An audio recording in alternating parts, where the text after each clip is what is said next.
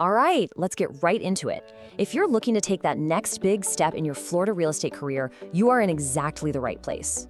Today, we're going to tear down the state's broker license application process, and the goal is simple: give you a clear, no-nonsense guide to getting that application approved on the very first try. Okay, let's do this. So, first things first, why is this so critical? Well, every single year, Florida's Department of Business and Professional Regulation, that's the DBPR, denies nearly 1 in 5 broker applications. That's a huge number. It means that simple, totally preventable mistakes are stopping careers dead in their tracks. We're going to make sure that you are not part of that 18%. So here's our game plan. We'll start by looking at what a denial really costs you. Then we'll walk through the most common slip-ups with paperwork and experience. After that, we'll tackle the really big one, disclosure. We'll even cover what to do if you need to appeal, and then we'll wrap it all up with a master checklist to get you approved. So what really happens when you get that dreaded notice of intent to deny? Let me tell you, it's a lot more than just a piece of paper. It's a major setback, and it'll cost you in both time and money. Just look at this timeline. The state has up to 90 days just to respond. If they deny you, a super tight 21-day appeal window kicks in. If you miss that or your appeal doesn't work out, you could be looking at a total delay of 6 months to a full year before you can get your career back on track. A whole year. And you know, it's not just the lost time and income. The financial hit is real. Just the cost of reapplying can set you back anywhere from $500 to $1,200. So yeah, getting it right the first time isn't just about convenience. It's just plain smart with your money. Okay, next up, let's talk about the low-hanging fruit. I'm talking about the simple, administrative mistakes that trip up so many applicants. Honestly, these are the easiest problems to avoid. So here's the deal. You have to be meticulous. First, on that application form, RE2, fill in every single field. Don't you dare forget any aliases, like a maiden name, and of course, get it notarized. Second, pay the fee online. It's instant, and you get that confirmation right away. And third, get your electronic fingerprinting appointment scheduled within 30 days of submitting.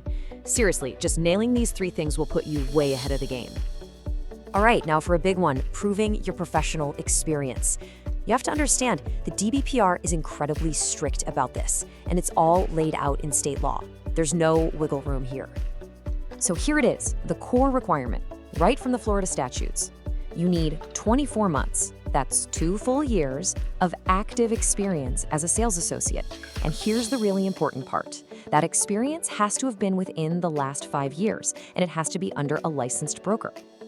So what happens if you have a little hiccup in your history? Well, let's break it down.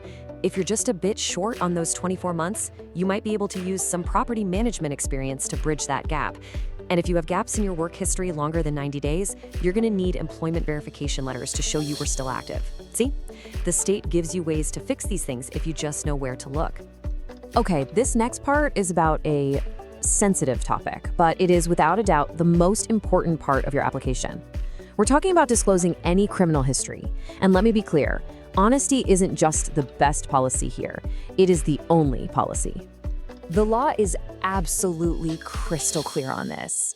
You have to disclose everything. Convictions, pleas, even just investigations. And it doesn't matter one bit if a record was sealed or expunged ages ago. From the state's point of view, failing to disclose something is the same thing as actively lying. And that's an automatic denial.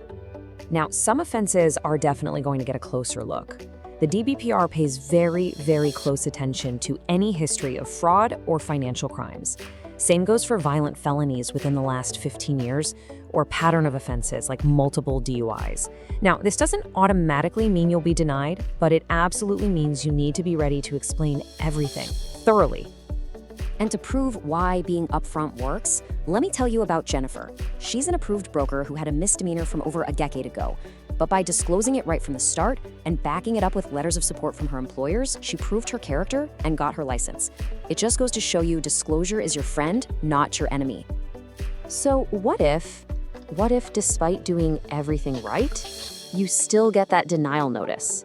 Look, it's not the end of the world. It is not the end of the road. There's a formal appeal process, and believe me, it's a very real path to getting your license. You've got 21 days to make a move. The process is straightforward. file the right form, pay the fee, and, this is the most important part, submit all the corrected documents that fix the original problem. Then you get a choice. You can have your case heard by the Florida Real Estate Commission, that's FREC, in an informal setting, or you can go for a formal hearing with a judge. And here's the stat you need to hear. 2/3, a whopping 67% of all appeals that are submitted with the right evidence get approved. That is a huge number. It proves that if you can show you fixed the issue, the state is more than willing to change its mind. A denial is not a final verdict. Woo!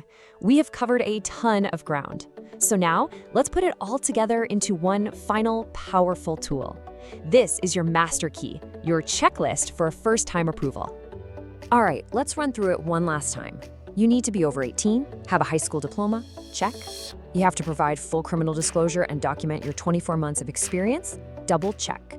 Make sure you finish that required 72-hour pre-license course, submitted your fingerprints electronically, and paid that application fee online. This right here, this is your blueprint.